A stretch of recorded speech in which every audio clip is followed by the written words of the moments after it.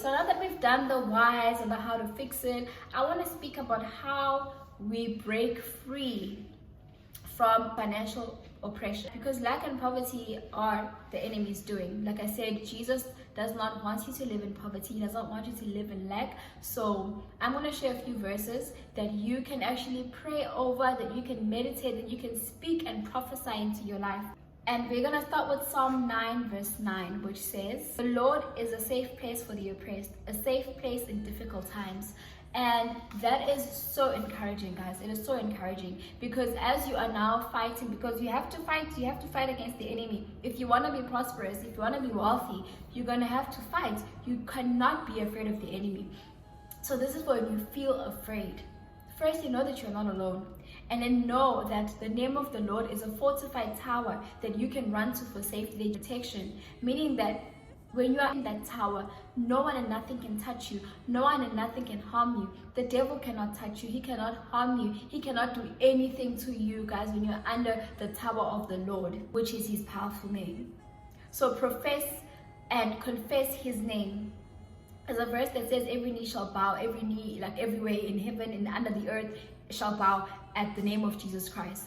So tell yourself that when I speak in the name of Jesus Christ, I'm not only speaking as me, as Nasi, but I am speaking as a daughter of God. I'm speaking as a conqueror. I am speaking as someone who's claiming what is mine, what the enemy has stolen, and I will speak and confess in the name of Jesus Christ. Know that when you are demolishing strongholds in the name of Jesus Christ, they will be demolished. So don't be afraid.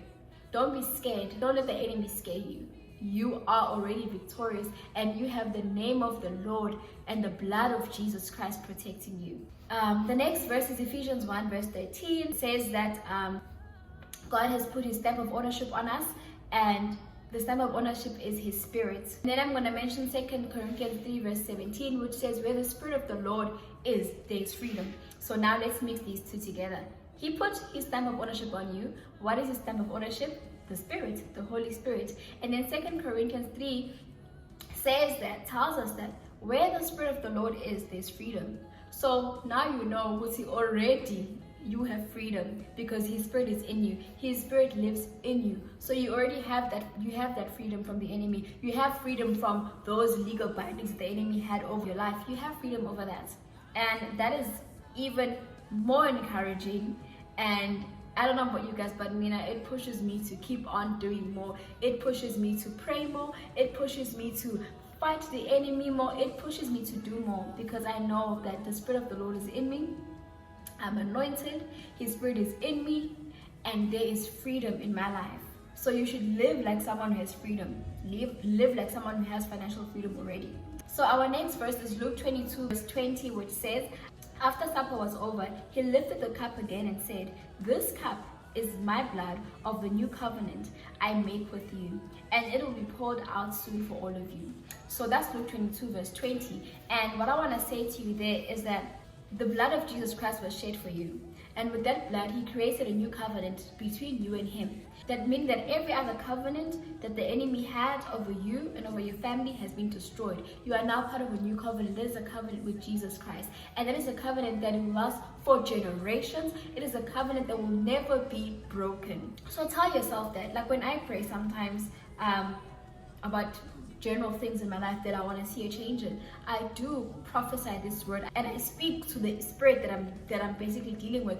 If, let's say, for example, spirit husband, I will speak and say, I am in the name of Jesus Christ, I speak to you, spirit husband. I have no covenant with you. I have no legal binding with you anymore. And that contract has been demolished and destroyed by the blood of Jesus Christ. And then I speak this verse, that by the blood of Jesus Christ that was shed for me, I am part of the new covenant with Christ Jesus. And that's what you need to speak and prophesy into your life, into your situation. So you will speak, for example, you'd say, I, in the name of Jesus Christ, I'm speaking to you, spirit that is behind my financial lack. I speak to you, spirit that is behind poverty. I speak to you, spirit of lack, and I command you to leave. I rebuke you. My God rebukes you, and be rebuked in the name of Jesus Christ. Lack is not my portion, but prosperity is my portion.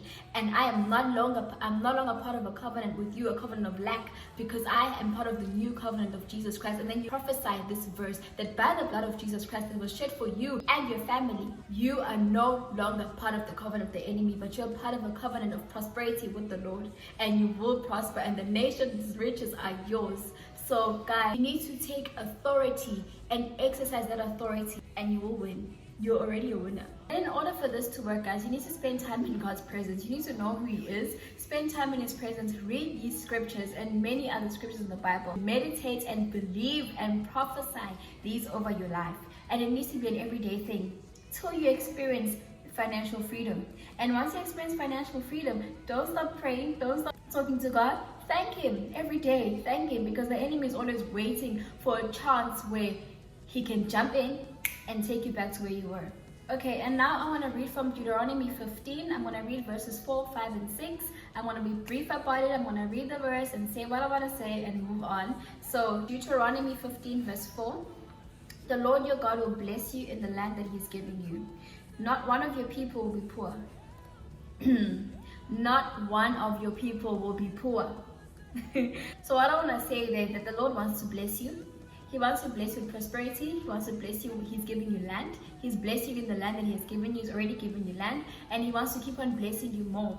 And He said not one of your people will be poor. That means not your granny, not your grandpa, not your mom, not your dad, not you, not your husband, not your wife, not your siblings, not your kids. Not one of you will be poor. Not your cousin. Not one of you will be poor. Not your neighbor. Not one of you will be poor. And you need to believe that and assume your position and take authority.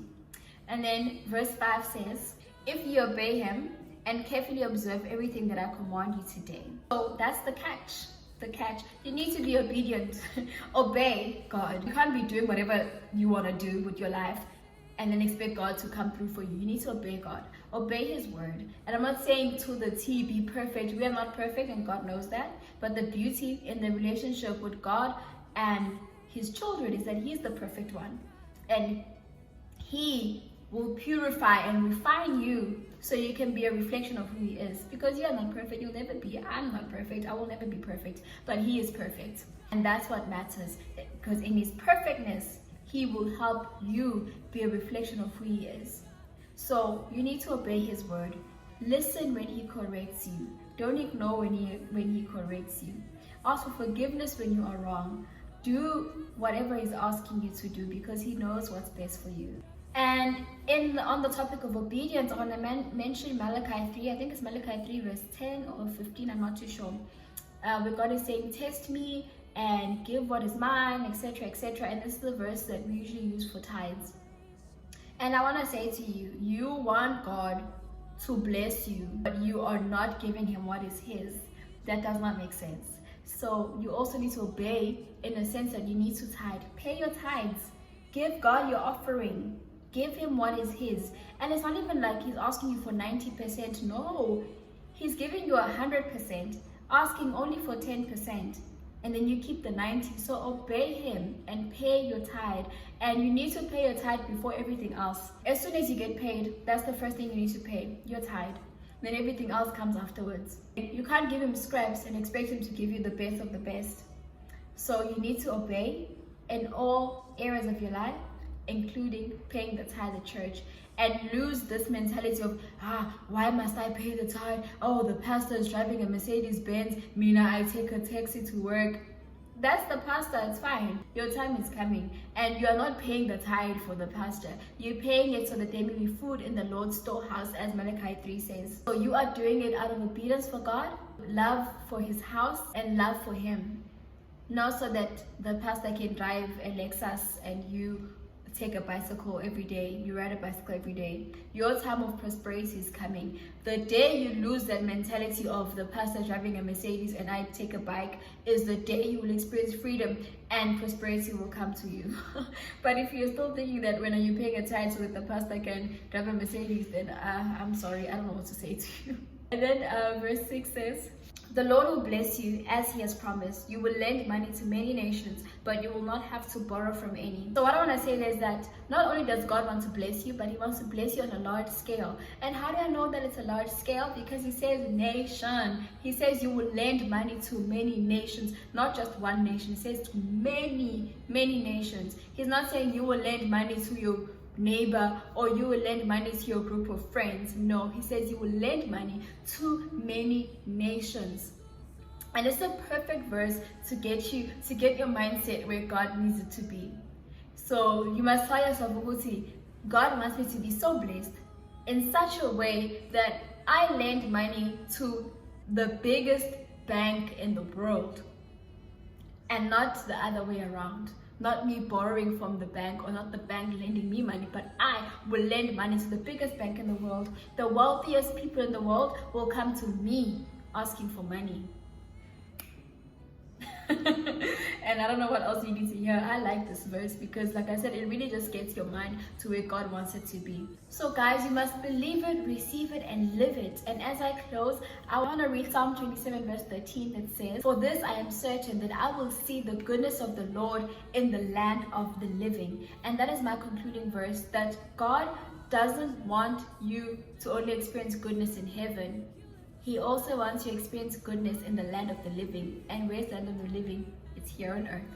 So don't tell yourself, no, it's fine. I will dwell in His presence when I'm in heaven.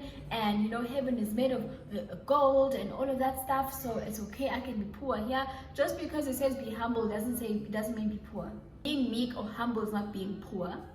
Okay? So just because you will experience His goodness in heaven doesn't mean that you must accept suffering here on earth, meaning that lack.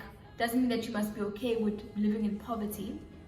He wants you to experience His goodness in the land of the living, and that is here on earth. Okay, guys? And then I just want to leave you guys with a pro tip, also from another scripture. I told you guys about these scriptures. I hope you wrote everything down so you can read and meditate on this. I won't even mention them in the description box, because if you really want financial freedom, you should have been taking notes. But I'm serious, I'm not going to mention them. Yes, we need to see commitment. We need to see commitment here. So I just want to give you guys a pro tip from Ecclesiastes 11 verse 4 that says, "If you wait until the wind and the weather are just right, you will never plant anything and never harvest anything." And this is just since we're in the spirit of finances, the spirit of growth, the spirit of prosperity, is that if you wait for the perfect day, you're never going to do anything. No, I'm going to wait for this person to do this. I'm going to wait for this one. I will wait for this day. If you're waiting for the perfect moment, you're never going to accomplish anything. You're never going to harvest anything. You need to just do it. You need to just get up, pray, and get to work. Okay? And if I told you, I even told you in one of my devotional videos, my 365 days of good news, that the things that I am believing God for, the things that I am praying for, if I would tell you, you would be like, who do you think you are? Or like, that's never gonna happen. You would look at my situation right now and look at the things that I'm asking for and be like, girl, stop dreaming.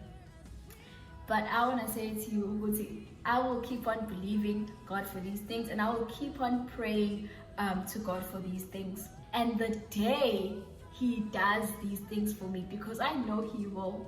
In Jesus' name, I know He will. I will make so many YouTube videos of the testimonies, and you guys are going to be mind blown. You're going to be mind blown, because some of them are things that I can actually show you guys and be like, okay guys, this is the thing. Some I can't show them because they're not physical things, yeah. But some I can be like, yeah guys, actually this is the thing that I prayed for, that I was telling you about in that video, So I'm believing that God is going to do these things for me, and I'm believing that He will do it soon. So I'm quite chuffed. I'm very happy about that. And yeah guys, I will definitely share those testimonies. And that is it for me today. Thank you so much guys for tuning in. I hope you enjoyed this video, and I hope that you do have a read, a look at these verses. And yeah guys, I love you, and may God bless you. I will see you in my next video.